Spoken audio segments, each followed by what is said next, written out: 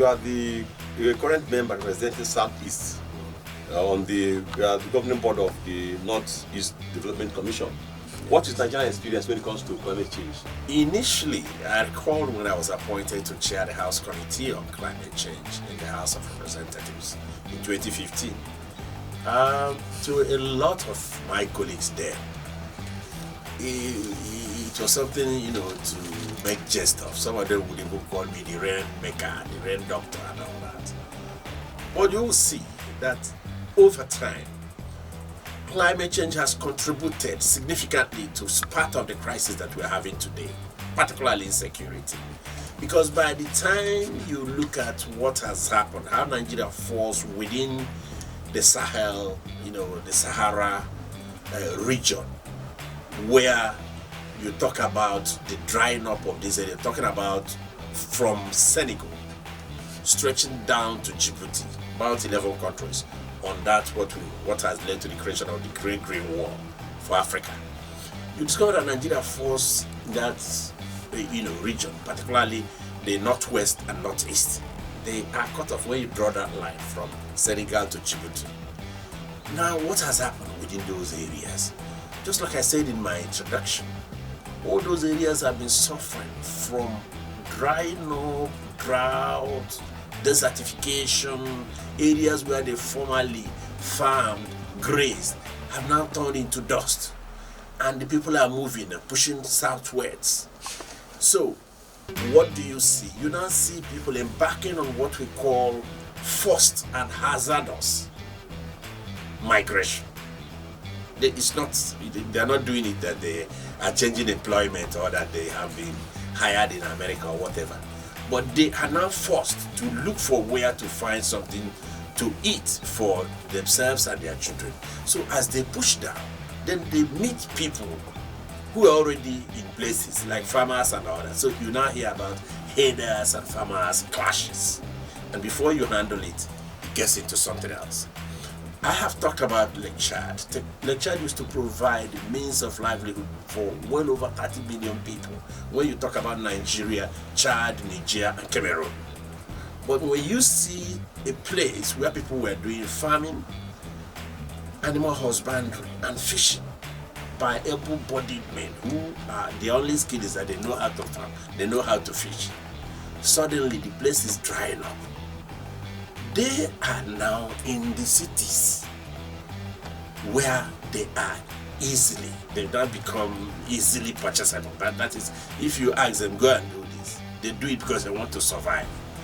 Because where they were using to make their own, form of livelihood has completely gone. You see, Lake Chad is not there again for them to do fishing, it's not there to do animal husbandry, it's not there to do farming or any agriculture. So you see how it's a combination of issues. Okay. Yeah, have you seen that? So for Nigeria, this experience, you notice what happened just recently in Borno, in Yobe. All those places, they were wiped out. Like in Yobe, roads and bridges were lost. That was before the Borno experience. In something in Adamawa, Taraba, Bauchi. But it was not as strong and impactful as the flood that entered Maiduguri. So, but these are causes of climate change, and the destruction is massive.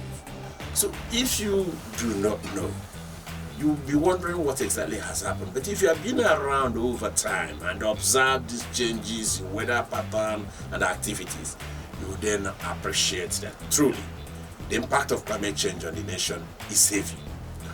Recently, can you assess government on their efforts towards at least taking one or two steps to hit to the problem solving of the climate change disaster in Nigeria? How will you assess government so far?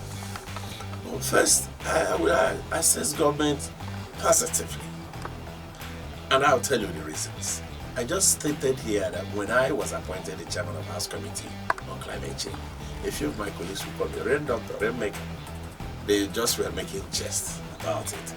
And like I said, when I held series of awareness meetings with ministries, departments, and agencies, I realized the depth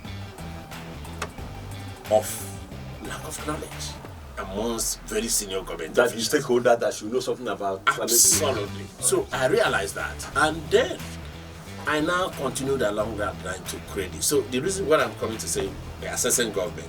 Now we were able to move from there, but again recall that wasn't the first time they pushed this bill to become an act was in the 6th Assembly. It was unsuccessful. It was also pushed in the 7th Assembly.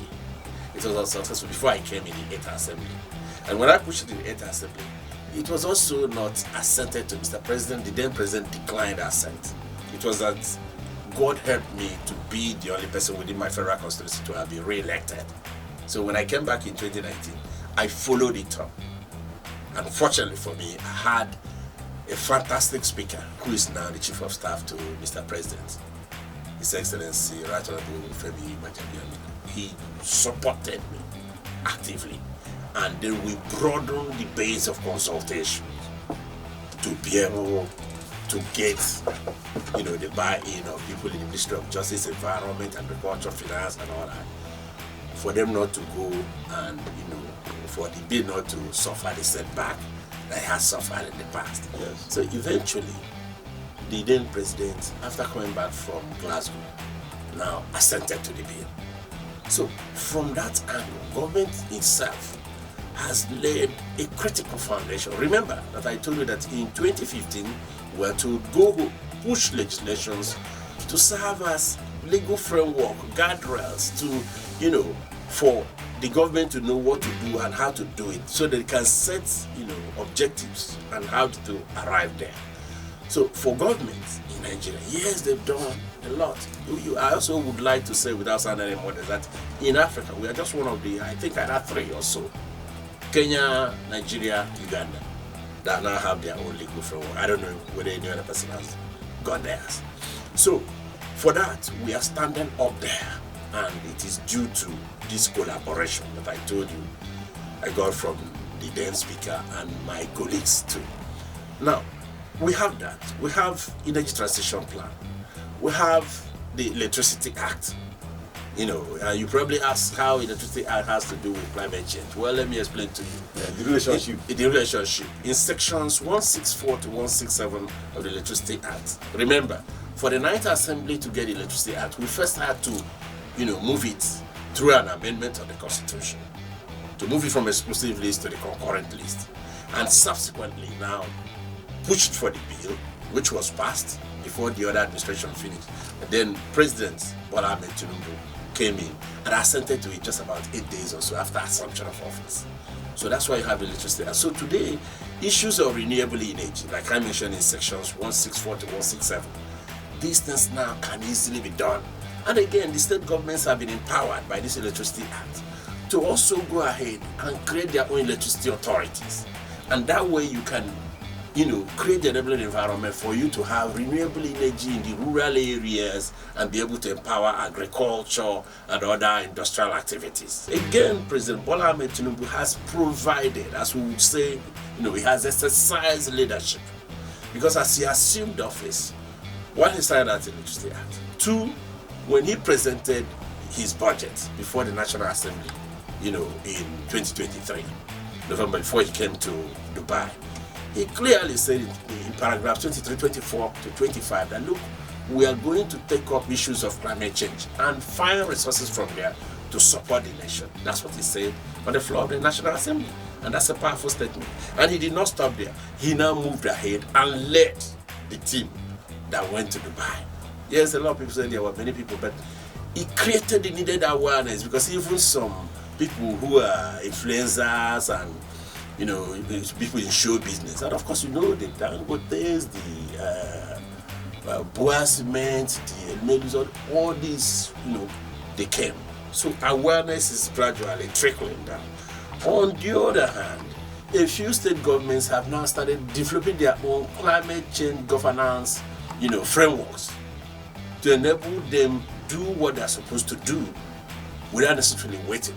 But let me also say that the Climate Change Act 2021, in its provisions in Section 5, which lists the membership that is chaired by the President and in his absence the Vice President, it lists members of Ministry of, Environment, Agriculture, Mining, Transportation, Finance, Women Affairs. You probably ask me what Women Affairs has got to do with that, because I received a lot of such questions in the past. And solid minerals, water resources, and all that. The central bank governor, National Security Advisor is also a member. And then the point I want to bring out here is that we pushed it down to the subnational, such that the chairman of the Governors Forum is also sitting on the National Council on Climate Change. In addition, the president of the Association of Local Governments of Nigeria also sits on that board, on that council. Why? Because though these people are subnationals, but they need to get a direction of where the government is going on issues of climate change, so as to be able to, one, convey this to their colleagues, and then two, whenever they are making their own laws within the states or bylaws, they now appreciate that this is where the government is going.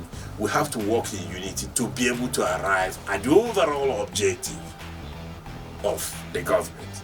So that's what we have. And then we also have the youths right there on the board. We have women in their own rights, apart from women who are coming from Ministry of Women Affairs. Then we have people from the private sector, the CSOs and all that, who all sit on that council to be able to agree and move in a united fashion towards that. So there are so many other things. Recently, Mr. President and the Federal Executive Council, launched the national cooking policy, clean cooking policy. That's a step in the right direction, because people get affected through indoor pollution. That when you are cooking with firewood and all that, the kind of thing you inhale leads to health challenges. And of course, it is estimated in the forward, written in that cooking policy, that about 77,000 people die within Nigeria alone. In Africa, it's between 500 to 600,000, according to estimates by International Energy Agency as well as the African Development Bank. And from what the World Health Organization stated, we lose about 3.2 million people worldwide due to such pollutions annually. So we have done a lot. I'm talking about the government. Yes. And government has also come up with these natural compressed gas, on issue to reduce pollution. There are several other policies, like I've mentioned, even the ones that have to deal with gender issues. All these are along the lines of, tackling the challenges that are coming from climate change. So government is taking far-reaching actions. One of the things I would like to see is a situation where we have full implementation of the Act. And I'm going to point out a few things. The Act provides in Section 26 that the climate change should be taught, should be part of the curricula for primary, secondary, and tertiary institutions. That's in Section 26 of the Act. And I'm happy to tell you that I am pleased with what the National Universities Commission is working towards, because I was with one of their leaders in Enugu where we went to do a paper. And they said they are working on how to include it in their studies so that it becomes a compulsory, elective where you come into school. They are working on that. I don't know whether they have finalized that, so that I don't jump ahead of them. Okay.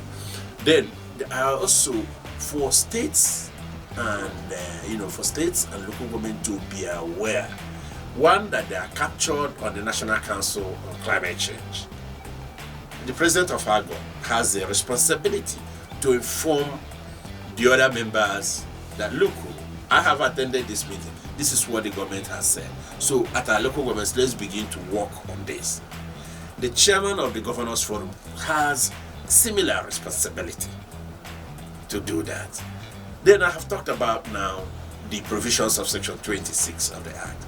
We also have Section 22 of the Act, which says that every ministry, department, and agency of the government shall have a climate change desk or department manned by somebody not below the rank of a director.